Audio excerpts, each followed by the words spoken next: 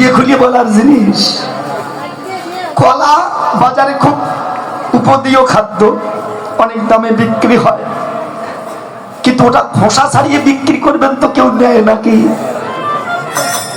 নেবে? নেবে না। তোদের তত্ত্ব কথাও ঠিক তেমন। একমাত্র রসিক ভক্ত যারা, আমি অনুমান করে করে বলবো, আপনারা সেগুলো রসটা সাধন করে নেবেন। এই কারণে বলছি একটু মনোযোগ সহকারে শুনতে হবে, কারণ এগুলো এমন তত্ত্বের জিনিস, সবকিছু খুলে বলা যায় না, এতে অপরাধ বেশি হয়। এই জন্য মন দিয়ে কথাগুলো শুনবেন, দেখবেন এর ভিতরে অপূর্ব সব রসের সন্ধান আছে। যারা ইয়াং জেনারেশন, যারা কেবল বিবাহ করেছেন বা এখনো বিবাহ করেনি যারা, তাদের এই কথাগুলো শোনা খুব দরকার, কারণ এর মধ্যেই বাঁচা মরার পথ আছে। কেমন? এই যে ও টুনির মা, টুনির মা টুনির কথা শোনে না। এই জন্য বললাম না, শুনো বুনো কানা পথ পায় না, এরাই তিনজনা। জানেন না, একজন চোর ঘোড়া চুরি করেছে, এখন এই ঘোড়া চুরি করে বাজারে বিক্রি করতে যাচ্ছে। বিক্রি করতে যখন যাচ্ছে, পথে এক খরিদ্দার বলছে, কিরে ভাই ঘোড়া কি বিক্রি? বলছে হ্যাঁ। কত? 10,000। বলে 5,000 হবে না? 5,000টা ঠ্যাংও হবে না, আমি বাজারে নিয়ে যাচ্ছি। আর বাজারে নিয়ে গেছে, আর ও তো চোর, এক বাটপার এসে হাজির। ভাই ঘোড়া কত দাম? যে 10,000।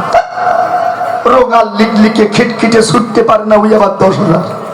চোর বলছে ফাও কথা বলবে না, ছুটতে পারে না মানে ছুটিয়ে দেখো।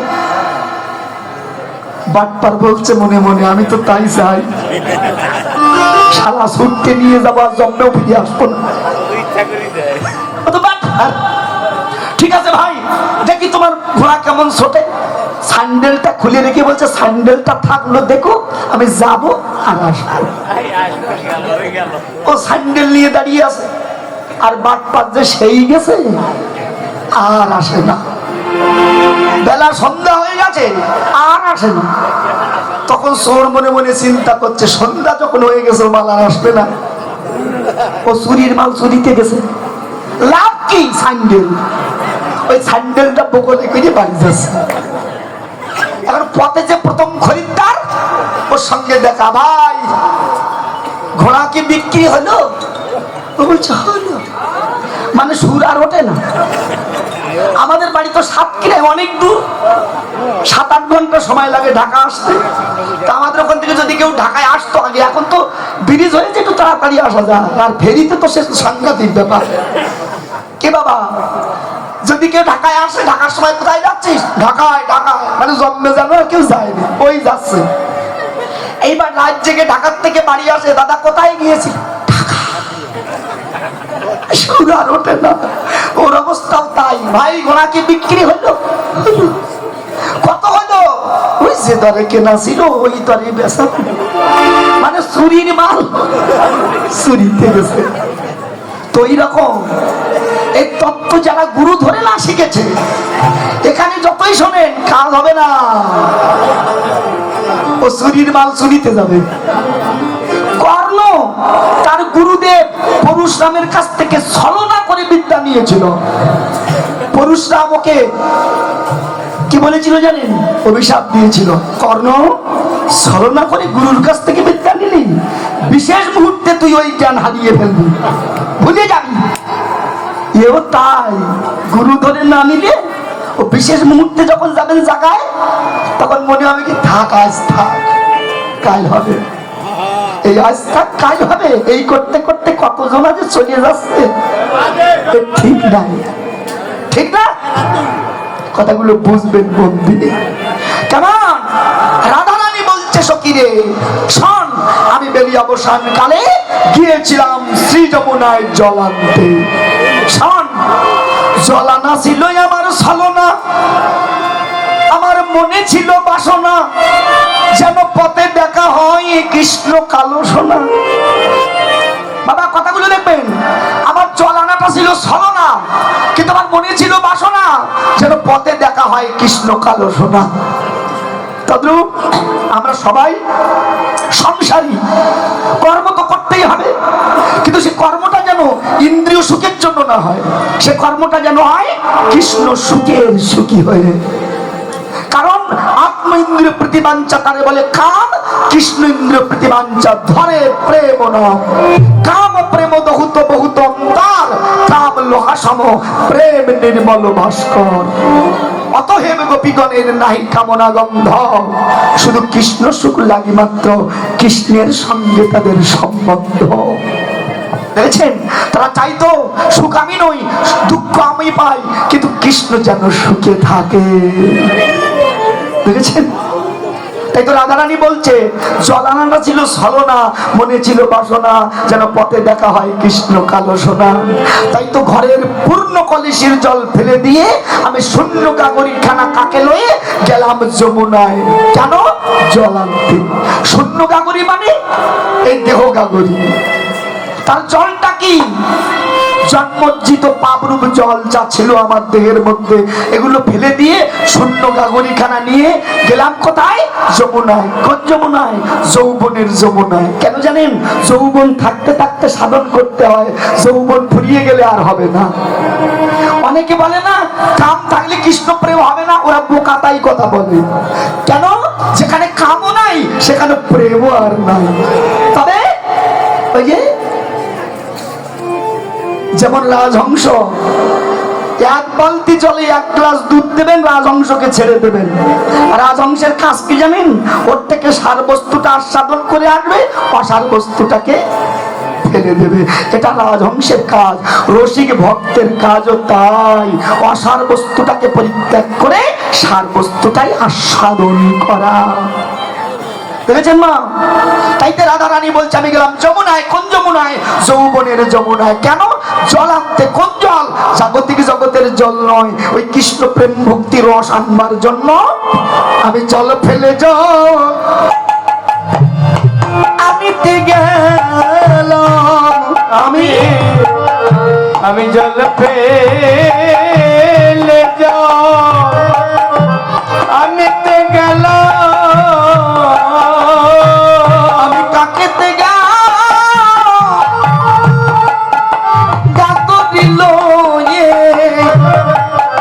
জল ফেলে জল আনতে গেলাম।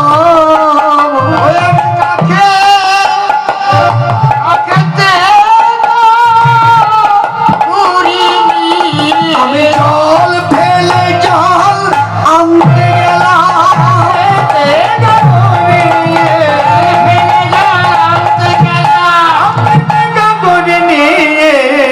আমি জল ফেলে জল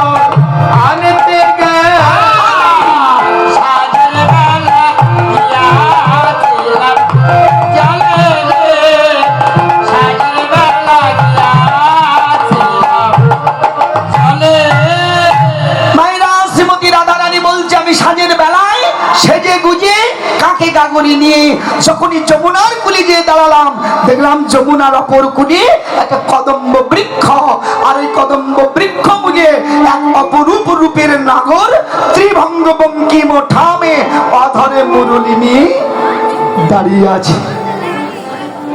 ও মায়েরা, কোথায়?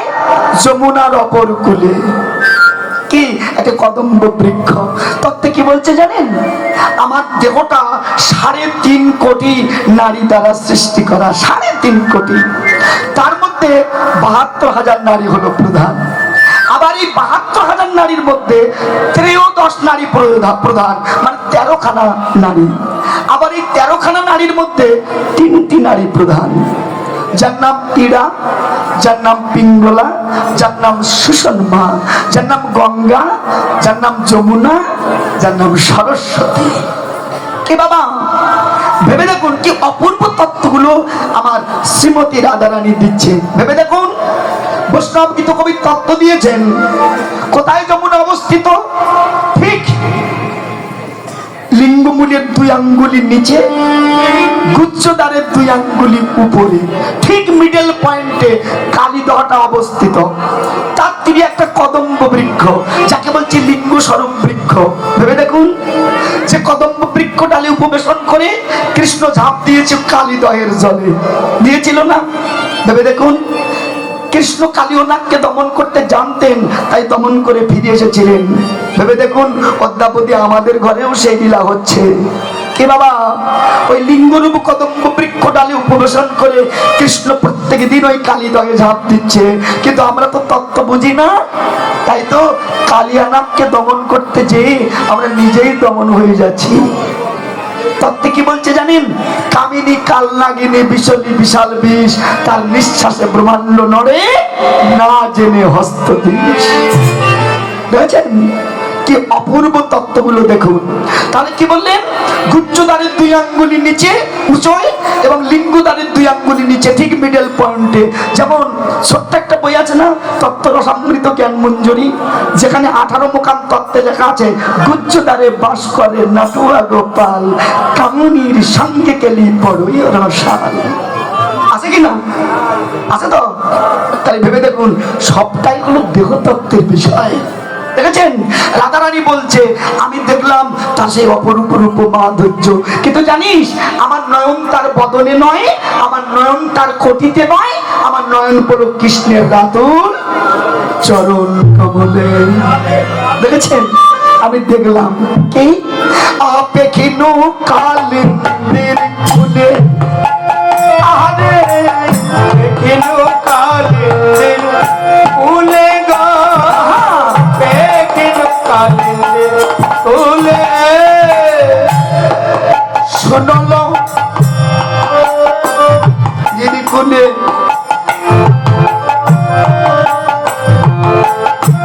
ফুলে রে, পেখিনু কালিন্দির ফুলে রে, পেখিনু কালিন্দির ফুলে। আরে শুনলো সজনী প্রয়াগে ত্রিবেণী, শুনলো সজনী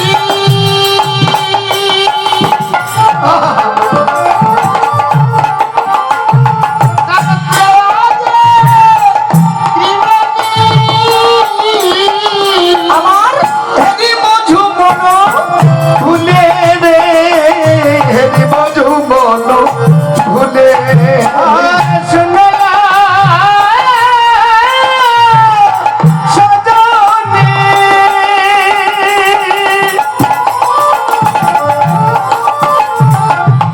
গাগে ত্রিবেণী, হেরি মধু মন ভুলে, হেরি মধু মন ভুলে। আমি এই এখুনি দেখে এলাম সামনে, আমি এই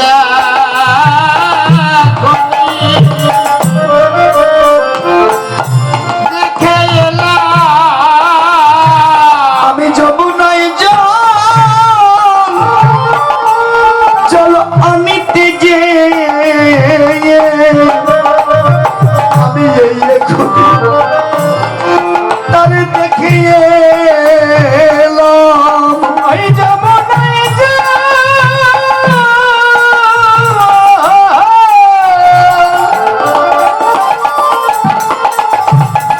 আনতে যে, আমি এই এখুনি দেখে এলাম। আনতে যে এখুনি দেখে এলাম, আনতে যে এই এখুনি দেখে এলাম। খিনু ফুলে রে, খিনু ফুলে। মায়েরা কি অপূর্ব তত্ত্ব দিচ্ছে, কি লিখলেন? পেখিনু কালিন্দির কুলে। পেখিনু মানে দেখে এলাম, কোথায়? কালিন্দির কুলে মানে যমুনার কুলে। শুনলো সজনী প্রয়াগে ত্রিবেণী, সজনী রে, ওরে সখী শোন, আমি দেখলাম প্রয়াগে ত্রিবেণী, অর্থাৎ আমি ওই যমুনার কুলে দেখলাম ত্রিবেণী সংযোগ হয়েছে। বাবা কথাগুলো খুব মন দিয়ে শুনবেন, রাধারানী বলছে, আমি না। কি বললেন? যমুনার কুলে দেখলাম ত্রিবেণী সংযম হয়েছে। সখীগণ বলছে, ওরাই তোর তো মাথা খারাপ হয়ে গেছে রে, আস্তে আস্তে তোর তো মাথা খারাপ হয়ে গেছে। কেন? আরে আস্তে আস্তে কথাগুলো মন দিয়ে শুনুন, খুব তত্ত্বের কথা। কি বলছেন? যে তুই তো কৃষ্ণ প্রেমে পাগল হয়েছিস। কেন? কোথায় ত্রিবেণী আর কোথায় যমুনা? তুই যমুনার কুলে কি করে ত্রিবেণী দেখলি? আচ্ছা মা, আপনারা বলতে পারেন এই যে তিনখানা নদী একত্রিত প্রবাহিত হচ্ছে, এই তিনখানা নদী যাকে প্রয়াগ তীর্থ বলে সবাই জানে। আচ্ছা বলতে পারেন এই প্রয়াগ তীর্থ বা ত্রিবেণী সংযম এটা ভারতে কোথায় অবস্থিত? বলতে পারো মা? এটা এলাহাবাদে অবস্থিত, যাকে এলাহাবাদ প্রয়াগ তীর্থ বলে সবাই জানে। কে মা, যদি কেউ জীবনে এই ত্রিবেণীতে কেউ স্নান করতে পারে তার ত্রিতাপ জ্বালা দূরভূত হয়। আচ্ছা এটা কি আপনাদের বিশ্বাস হয়? প্রশ্ন থেকে যাচ্ছে, কিন্তু যদি বলেন হয় তাহলে প্রশ্ন আছে। কেমন? যে মানুষ পাপ করে যদি ত্রিবেণীতে স্নান করলে পাপ মোচন হয়, তাহলে তো জগতে পাপী তাপী আর কেউ থাকতো না। কি মা, থাকতো? তাহলে শাস্ত্রে কি ভুল কথা বলেছেন? না, তত্ত্বে কি বলছে জানেন? দুধেতে নবনী আছে মন্থন করো যে, আমাদের মুখ্য অর্থ ঢাকা আছে গৌণ অর্থ দিয়ে। কে বাবা, হয় না হয়, তবে জাগতিক জগতে নয়। তত্ত্বে বলছেন যা আছে বিশ্ব ব্রহ্মাণ্ডে তা আছে নিজ ভাণ্ডে। সেটা কোথায় অবস্থিত? আমার দেহে। মা, ওই যে আগে বললাম আমার দেহের ভিতরে অসংখ্য নারীর মধ্যে তিনখানা নারী হলো প্রধান। এই তিনখানা নারী কোথায় মিলিত হয়েছে আমাদের দেহে জানেন? ইড়া, পিঙ্গলা। কে বাবা, এই দুটো নারী ঠিক এখান থেকে শুরু হয়ে এখানে এসে মিলিত হয়েছে, যাকে বলে আজ্ঞা চক্র বা দ্বিদল পদ্ম। আরেকটা নারী, তার নাম আছে সুষুম্না। এই সুষুম্না নারীটা কোত্থেকে এসেছেন? এই যে সহস্রদল পদ্ম, এই সহস্রদল পদ্ম ভেদ করে একেবারে নেমে জানেন এই যে দ্বিদল পদ্ম, এখানে এসে তিনটি নারী সংযোগের স্থল। এটাই হলো ত্রিবেণী সংযোগ। এই জন্য কেউ যখন উপাসনা করে, গুরু ধ্যান করে, গুরুরা বলেন সবসময় আজ্ঞা চক্রে অর্থাৎ দ্বিদল পদ্মে তোমার মনকে স্থির রেখে তুমি সাধন করো, তুমি সর্বকার্যেই সফলতা পাবে। এখানে মন রূপে তুমি মনকে ওঙ্কার রূপে ধ্বনি করো, দেখবেন আপনার মনের সমস্ত আধার যত পাপ তাপ দূরভূত হবে যদি প্রত্যেক দিন করতে পারেন। দেখেছেন, এটাই হলো সেই ত্রিবেণী সংযম। আর মাতৃদেহে এগুলো কোথায় অবস্থিত? ঠিক মাতৃজনী দ্বারে তিনখানা নারী অবস্থান করছে জানেন। তত্ত্বে বলছেন প্রতি মাসে 3 দিবসে আইসে নদীর ঢেউ, রসিক ভিন্ন এই জলের ধারা আন জানে না কেউ। একমাত্র রসিক ভক্ত যারা এই ধারা চিনে রস আস্বাদন করে, নিতাই গৌর হরি বল বলে তার মনুষ্য জন্ম।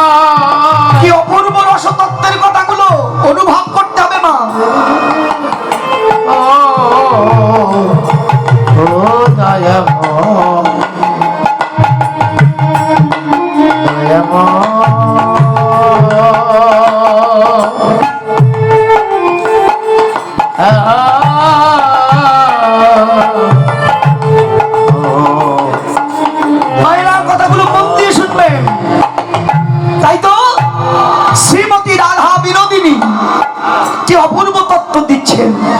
সখীরে, আমি দেখলাম সেই যমুনার কূলে সেই ত্রিবেণী সংযম হয়েছে।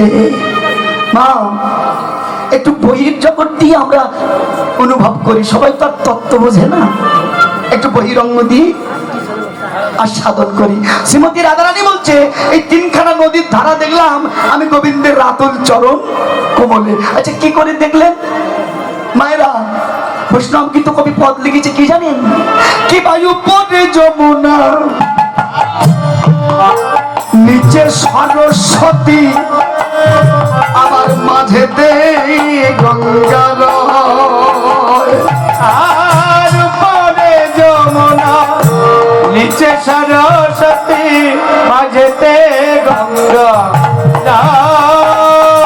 যেন তিনটি ধারায় বহিছে সমান, তিনটি ধারায়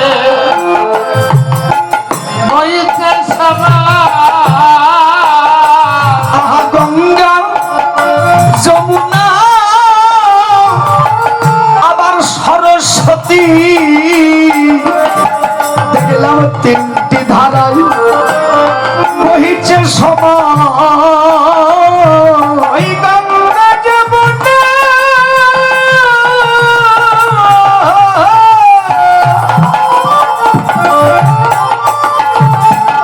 সরস্বতী, যেন তিনটি ধারায় বহিছে সমান। যমুনা সরস্বতী, তিনটি ধারা বহিছে সমান। যমুনা সরস্বতী, তিনটি ধারায় বহিছে সমান। যেতে আয় গো, যেতে গঙ্গা আয়। মায়েরা, এত তত্ত্ব কথা বলছি যা কিছু, সবকিছু আপনাদের কাছে, অথচ আপনারা উপলব্ধি না করতে পারলে কিচ্ছু আস্বাদন করতে পারবেন না। দেখেছেন? কথাগুলো মন দিয়ে শুনুন। কি বলছে? উপরি যমুনা। আচ্ছা মা, আমার গোবিন্দ দেখতে কেমন বলুন তো? কেমন জানেন না? ও মায়েরা, কেউ কিছু কয় না। কালো আলকাতারার মতো। তাহলে গোবিন্দ দেখতে কেমন? বৈষ্ণব গীত কবি লিখেছে, আমার গোবিন্দ দেখতে কেমন? নব জলধরের মতো। নব মানে নতুন, জলধর মানে মেঘ। যখন আকাশে নতুন মেঘ হয়, ঠিক যেমন দেখতে হয় আমার গোবিন্দের অবয়ব, ঠিক তেমন নবমেঘের মতন। ওমা, যান যমুনায়, বৃন্দাবনে যারা গেছেন দেখবেন, যমুনায় যাবেন দেখবেন যমুনার জল ঠিক কালো মেঘের মতো কালো। রাধারানী তাই বর্ণনা করছে গোবিন্দের চরণের উপরের অংশটা দেখে, যেকে যেন মনে হচ্ছে যেন যমুনা প্রবাহিত হয়েছে আমার গোবিন্দের চরণের উপরের অংশ দিয়ে। প্রথম দিন গেল, প্রথম ধারা, এইবার প্রথমটা গেল, দ্বিতীয়টা বাদ দিলাম, এবার তৃতীয় নাম্বারে গেলাম। দ্বিতীয়টা বাদ থাক, এইটা হচ্ছে মূল জিনিস তো। কি? 3 নাম্বারেরটা গেলাম তলায়। আচ্ছা, গোবিন্দের চরণের তলাটা দেখতে কেমন মা? হ্যাঁ, গোবিন্দের চরণের তলাটা দেখতে কেমন? কেমন দেখতে? দুধে আলতা, অর্থাৎ দুধের মধ্যে কিঞ্চিত আলতা মিক্সার করলে যেমন রং হয়, ঠিক যেন সরস্বতী নদীর জলের মতন গোবিন্দের চরণের তলাটা ঠিক দুধে আলতা, যেন সরস্বতী নদীর ধারা প্রবাহিত হচ্ছে। এবার লক্ষ্য গেল কোথায় জানেন? প্রথম গেল, তৃতীয় নাম্বার গেল, দ্বিতীয় নাম্বার। এই যে চরণের পাশে দেখবেন যারা কালো রঙের মানুষ, তাদের চরণের 3টে ভাগ হয়ে যায়। তলাটা তো সাদা, ওপরটা তো কালো, আর এই কালো আর সাদা মিশ্রিত করে একটা বর্ডার পড়ে। কে বাবা? রাধারানী বলছে, আমি চরণের সাইডটা দেখলাম, ওপরে কালো, নিচে দুধি আলতা মিক্সার হয়ে একটা ঘোলা ঘোলা রং হয়েছে। কে বাবা? আচ্ছা, গঙ্গার জল কেমন গো? ঘোলা ঘোলা, তাই না? যারা গেছেন, হরিদ্বার গেছেন কিনা জানি না, প্রথম যে ধারা বইয়েছিল মন্দাকিনী নামে খ্যাত, আজও পর্যন্ত হরিদ্বারে যান, যে গঙ্গার ঘাটে লক্ষ লক্ষ মানুষ হয় মায়ের একটু আরতি দর্শনের তরে। কিমা ওই সময় আরতি দেখার জন্য যেমন লক্ষ লক্ষ মানুষ হয়, ভক্ত দর্শনের জন্য মা গঙ্গাও সেখানে আবির্ভূত হন। সারাদিন মায়ের যে স্রোত, আর ওই সময় স্রোতটা দেখলে আপনি আশ্চর্য হবেন, যেন মা স্বয়ং ভক্তচরণ দর্শন করে এতটাই আনন্দিত হয়ে বয়ে চলেছে যা ভাষায় বর্ণনা করা যায় না। জানেন, আপনাদের আশীর্বাদে আমি বিভিন্ন তীর্থগুলো আমি পর্যটন করে দেখেছি। শাস্ত্রীয় তত্ত্ব এবং বাহ্য জগতে যা সৃষ্টি হয়েছে তার মধ্যে ভিন্নতা কিচ্ছু নাই। দেখছেন, এই গঙ্গার জল ঘোলা ঘোলা, কিন্তু সে যে এত পবিত্র, তাকে স্পর্শ মাত্রই মনের যত পাপ তাপ দূরীভূত হয়। জানেন, কত ময়লা আবর্জনা এই গঙ্গার উপর দিয়ে ভেসে যাচ্ছে, আবার ভক্তগণ সেই জল ভক্তিবারে সেবা করছেন। যারা সায়েন্টিস্ট তারা চিন্তা করেছিলেন এত ময়লা জল, অথচ ওরা খাচ্ছে তো রোগ বৃদ্ধি হচ্ছে না। ওরা পরীক্ষা করে দেখেছিলেন ওই জলে এমন একটা বস্তু আছে যে সমস্ত দূষিত পয়জন গুলো নষ্ট করে দেওয়ার ক্ষমতা রাখে। আচ্ছা, বিশ্বাস না হয় আপনি একটু পরীক্ষা করুন। আপনি গঙ্গায় যে এক বোতল গঙ্গা জল, এক বোতল ডিপ টয়লেট জল, এক বোতল বৃষ্টির জল আপনি আলাদা আলাদা করে পাত্রে রেখে ঘরের কোনায় রেখে দেন, 2 মাস 3 মাস 4 মাস পরে দেখবেন সব বোতলের জলে পোকা হয়েছে, কিন্তু গঙ্গা জলে কোনোদিন পোকা হবে।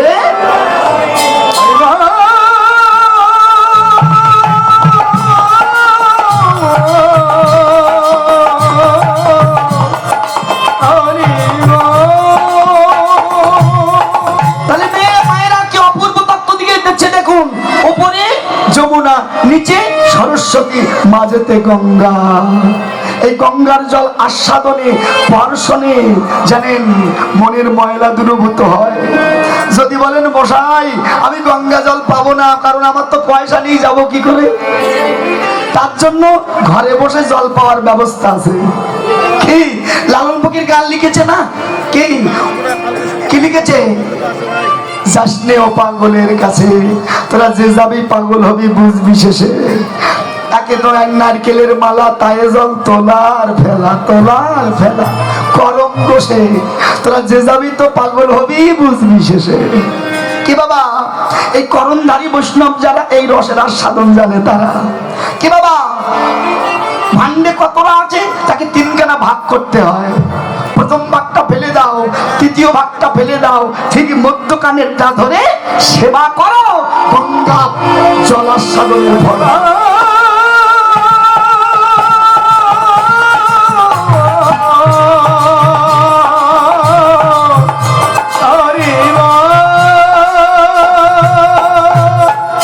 এই যে বলেন খুলিয়ে খুলিয়ে বলো, খুলতে খুলতে আর কিছু খোলা রাখেনি বাকি, কিন্তু তারা যত জানে না তারা খুললেও কিছু বুঝতে পারবে না নাকি, কিন্তু যারা বোঝে তারা বোঝে। কিমা এই জন্য গুরুর কাছে যা পেয়েছো আমি দিয়ে যাচ্ছি, এমন এমন কিছু জিনিস আজকে দেব, আপনারা অনেকে তা জানেন না। এগুলো শুনে যান, গুরুর কাছ থেকে নেওয়ার জন্য আপনাদের সহযোগিতা করবে। কারণ গুরুর কাছে যে জিজ্ঞাসা তত্ত্বের মধ্যে না ঢুকলে গুরু আপনাকে কিছু কিন্তু দেবে না।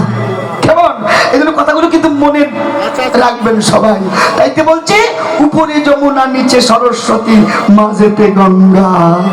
কেমন? যাক, এইবার চরণ থেকে আর একটু উপরে উঠি বাবা, চরণ থেকে একটু উপরে উঠি। উঠে চরণের উপরের অংশে কি দেখা যায় গো মা? ও মাসিমা, এই যে না না, ওকে ডাকবেন না, ওনাকে আমার গুরুমশাই বলেছিল যারা যাদের ঘুমাচ্ছে ওদের ডাকিস না, ওরা ধ্যান করছে। জয় নিতাই ভাইরা, হরি বল, যে যা ঘুমাবান ঘুমান, অসুবিধে নাই। যাই হোক, তাহলে তার থেকে একটু উপরে উঠে দেখলাম কি আমার গোবিন্দের চরণে কি দেখা যায়? নুপুর দেখা যায়। মায়েরা, আমার গোবিন্দ গোবিন্দের চরণে একজোড়া নুপুর পরানো আছে। বৈষ্ণব গীত কবি তত্ত্ব দিলেন, রতন চরণে রতন নুপুর, রতন চরণে রতন নুপুর, আরুন ঝুনু সদা বাজে, সদা বাজে, সে যে মনি মনোহরা, আহা হৃদয় পাগল করা, সেজেছে এমন সাজে,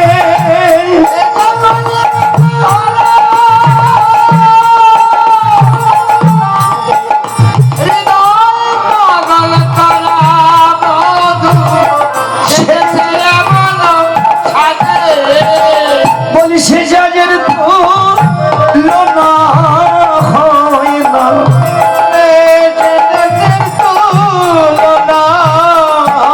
না, অরূপ যে দেখেছে সেই ভুলেছে, সেই দেশে রূপের তুলনা হয় না, অরূপ যে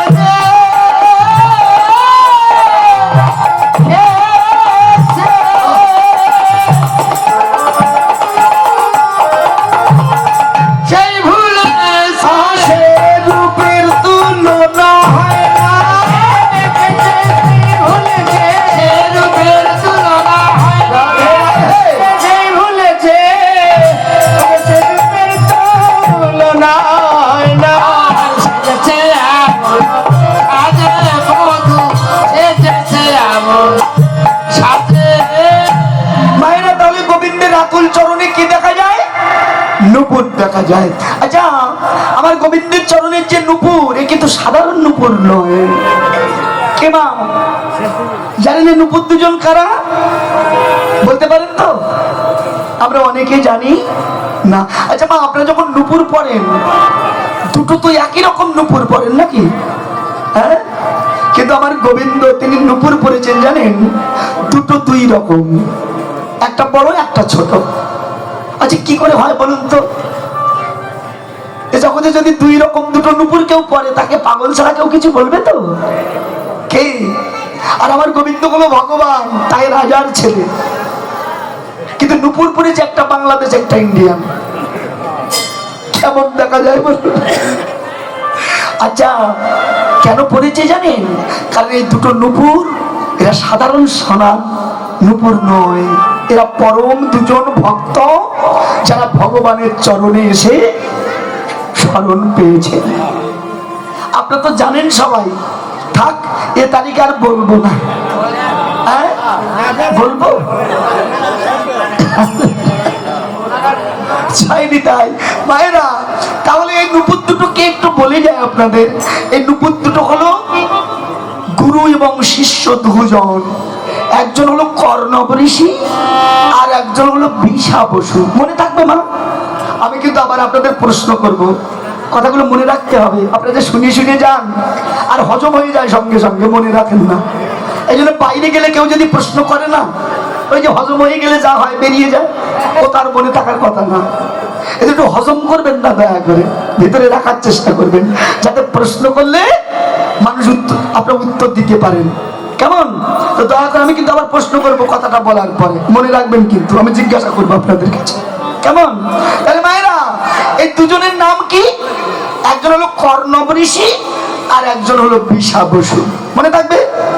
একজনের নাম জোরে বলুন, কর্ণব ঋষি আর একজন, মনে থাকলো।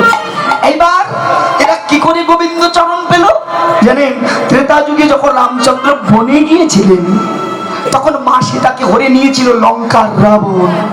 মা সীতাকে হারিয়ে ক্রন্দন করতে করতে রামচন্দ্র যখন পথ দিয়ে যাচ্ছিলেন, যেতে যেতে তিনি ক্লান্ত হয়ে ওই ধনুর বাণটা তিনি বৃক্ষের গায়ে রেখে যখন তিনি সীতা সীতা বলে কাঁদছিলেন, ওই সময় লক্ষণ দেখেছিল ভগবানের চোখের জল মাটিতে পড়ছে আর তলা দিয়ে রক্ত গড়িয়ে যাচ্ছে। আচম্বিত হয়েছিল লক্ষণে কি দাদা? তোমার চোখের জল মাটিতে পড়ছে আর তলা দিয়ে রক্ত গড়িয়ে যাচ্ছে কেন? রাম দেখেছিল সত্যি তো, আমার চোখের জল মাটিতে পড়ছে আর তলা দিয়ে রক্ত আসছে কোত্থেকে? হঠাৎ দেখলো কি জানেন, যে ধনুকটা তিনি দেখেছিলেন, ওই ধনুকের চাপা পড়ে একটা ব্যাঙ রক্তাক্ত হয়েছে। ওই ব্যাঙটাকে হাতে নিয়ে বলেছিল, ব্যাঙ সাপে যখন ধরে তুমি তখন গো গো করে ডাকো। আচ্ছা ব্যাঙ, আমি যখন তোমাকে আঘাত করলাম তুমি কেন ডাকলে না? ব্যাঙ বলেছিল, প্রভু যখন সাপে ধরে আমি গো গো করে তোমাকেই ডাকি, প্রভু কৃপা করে আমাকে রক্ষা করো। কিন্তু প্রভু সেই তুমি ভগবান যখন আমাকে আঘাত করলে আমি কাকে বলবো যে প্রভু তুমি আমায় রক্ষা করো? তাই তো আমি বলিনি। ভগবান বলল, ব্যাঙ আমি ভুল করে তোমার অঙ্গে ব্যথা দিয়েছি, জানো তুমি যদি চাও আমি আবার তোমার নতুন জীবন দিতে পারি। ব্যাঙ বলেছিল, প্রভু তুমি ভগবান আমি জানি, তুমি চাইলে নতুন জীবন দিতে পারো, কিন্তু প্রভু চাইলে তো তোমার হাতে মরার সৌভাগ্য আমি অর্জন করতে পারবো না।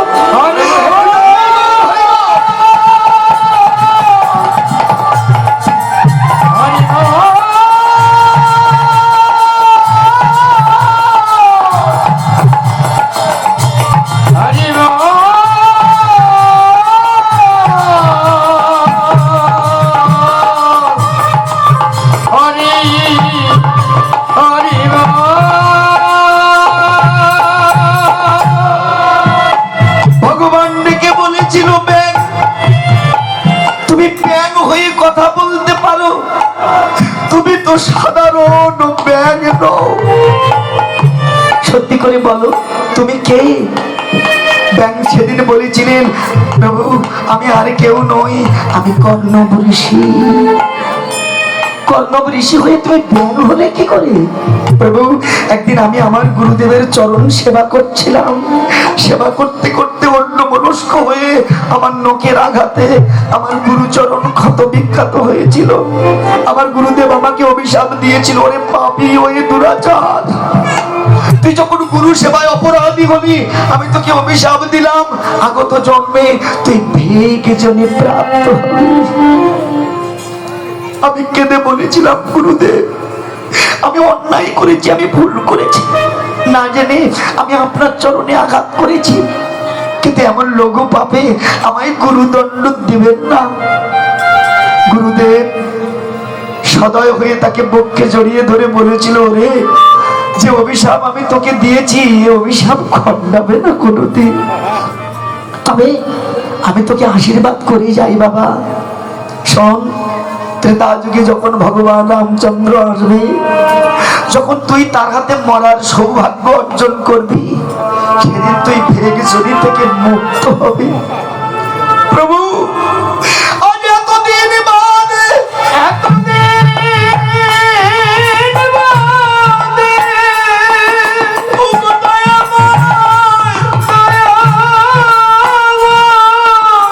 আমার কোনো বাসনা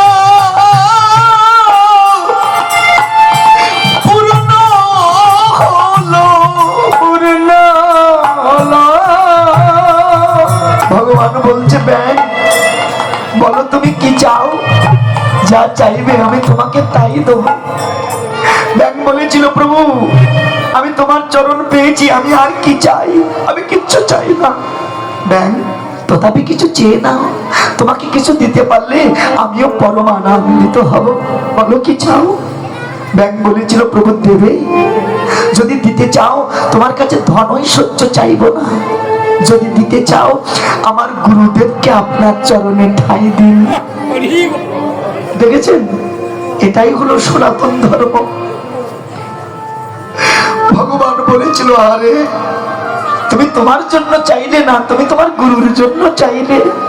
এই জন্য গুরুদেব যারা শিষ্য করে, তারা যদি একটা শিষ্য শিষ্যের মতো হয়, গুরুর যদি হাজারো অপরাধ থাকে জানো না, ওই শিষ্যের জন্য গুরু পার হয়ে যেতে পারে। কিন্তু একটা শিষ্য কুশিষ্য হলে গুরুর হাজার ভজন থাকলেও ওই শিষ্যের সঙ্গে সঙ্গে গুরুকেও নরকগামী হতে হয়। দেখেছেন? তাইতে শিষ্য ডেকে বললেন, আমার গুরুকে আপনার চরণে ঠাঁই দিন। ভগবান বললে, তুমি সাধু, তোমার মতো জ্ঞানী, তোমার মতো সাধু জগতে কেউ হতে পারে না। তুমি তোমার জন্য চাইলে না, তুমি তোমার গুরুর জন্য চাইলে। আমি তোমাকে বঞ্চিত করব না। বাবা, দুটো ছেলে জানেন, বাবা বাজার থেকে খাবার এনেছে জানেন। একটা ছেলে দৌড়ে চলে এসেছেন, বাবা বাবা খাবার দাও। আর একটা ছেলে আনমনে খেলা করছে। বাবা কখনো দুটো সন্তানকে দুই রকম বিচার করে না। যে দৌড়ে এলো বাবার কাছে তারে বেশি দেবে, আর যে আনমনে খেলা করছে তাকে যে কম দেবে, বাবা এটা করে না কোনোদিন।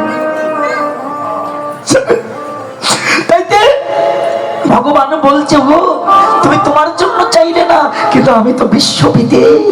শোনো, আমি তোমাকে আশীর্বাদ করি, আগত দাপর যুগে কৃষ্ণ অবতারে যখন বৃন্দাবনে স্বয়ং ভগবান আমি যাব, সেদিন তোমাদের দুইজনকে আমার চরণের নূপুর করে রাখবো। কোনদিন চরণ ছাড়া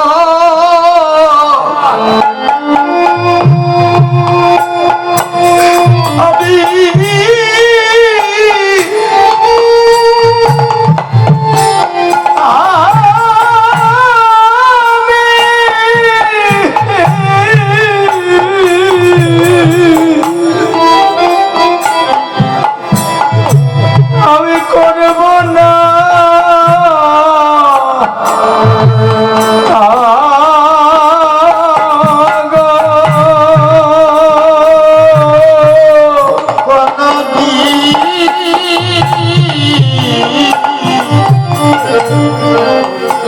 তোমাদের চরণ ছাড়া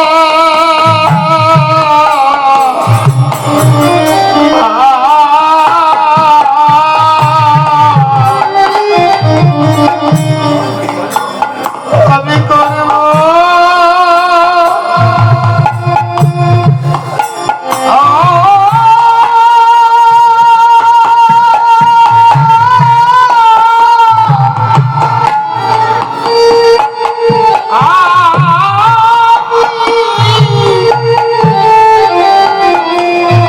আমি করব না।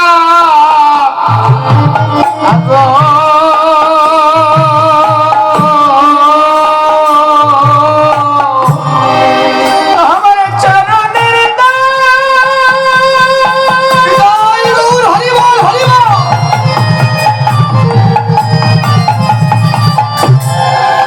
আমার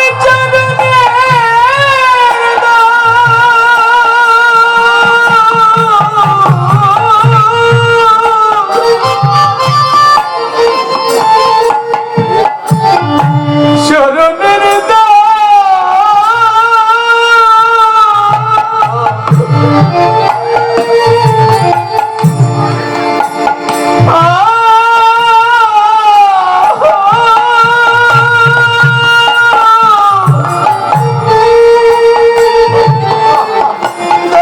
করে না।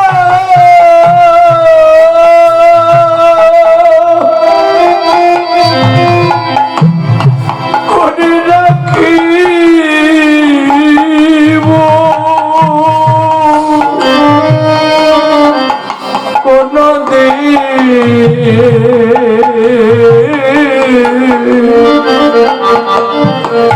কোনদিন চরণ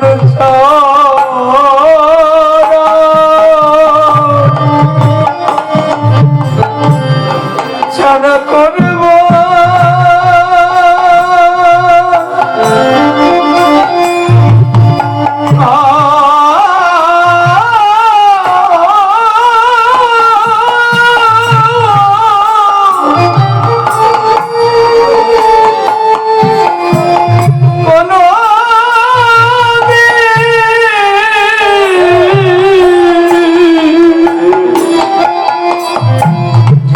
করব না।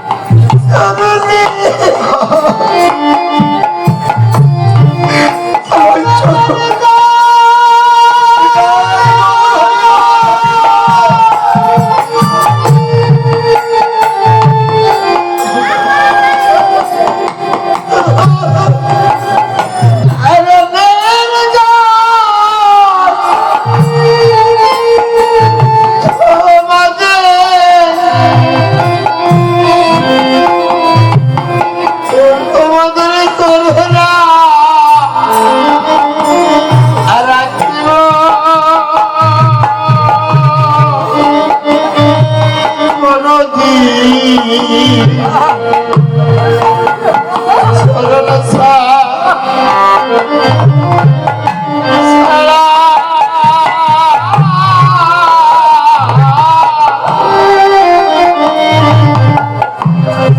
আমি করব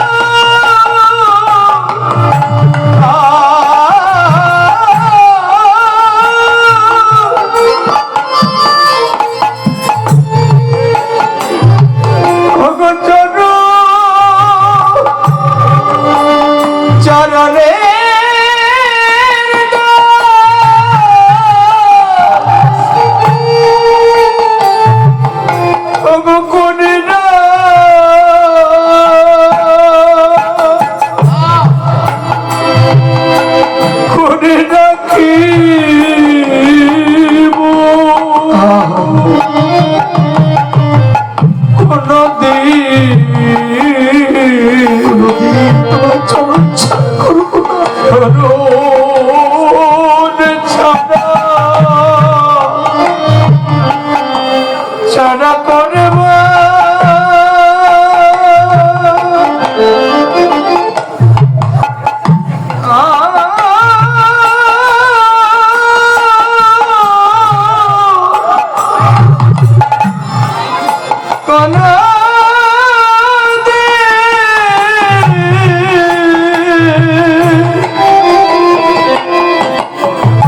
কোন কোনদিন করব না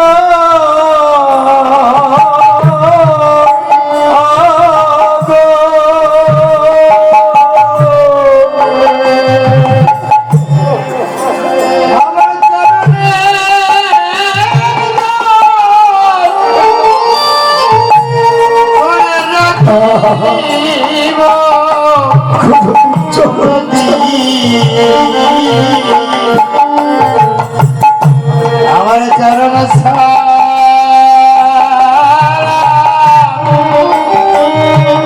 আমি করব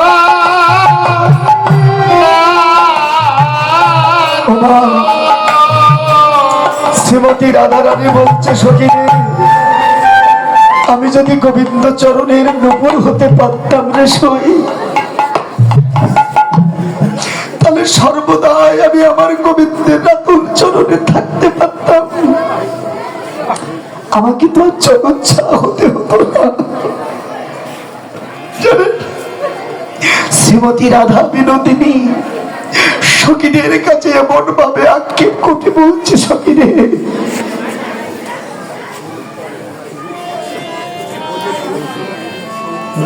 মা,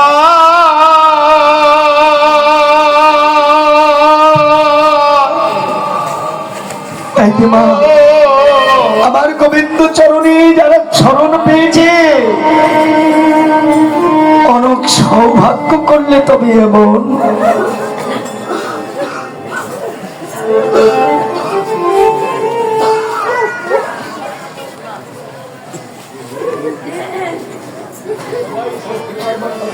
আ